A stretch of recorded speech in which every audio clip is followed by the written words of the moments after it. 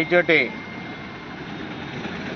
నియోజకవర్గ కేంద్రమైన రాయచోటిలో ఎన్నికలు శాసనసభకు లోక్సభకు ప్రశాంతంగా జరుగుతున్నాయి.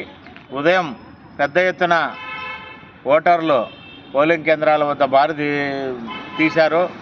తదనంతరం ఈ ఓటర్ల మనోభావాలు గుర్తించిన అధికార పక్షం ఈ టౌన్లోని సుమారు 400 మందిలో 300 మందికి పైగా వాలంటీర్ల ద్వారా సందల్లోనూ వచ్చే వాళ్ళ దగ్గర పోయే వాళ్ళ దగ్గర ప్రలోభాలు మొదలుపెట్టారు.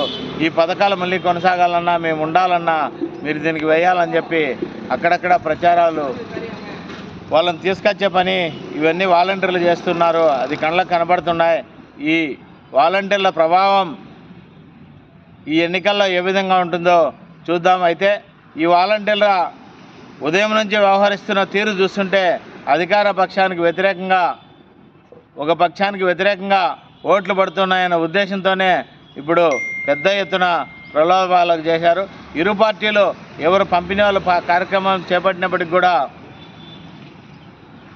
చీరలు కానీ ఇతరత్ర అన్ని పంపిణీ కార్యక్రమాలన్నీ కూడా ఈ వాలంటీర్ల ద్వారానే అధికార పక్షం చేపట్టింది.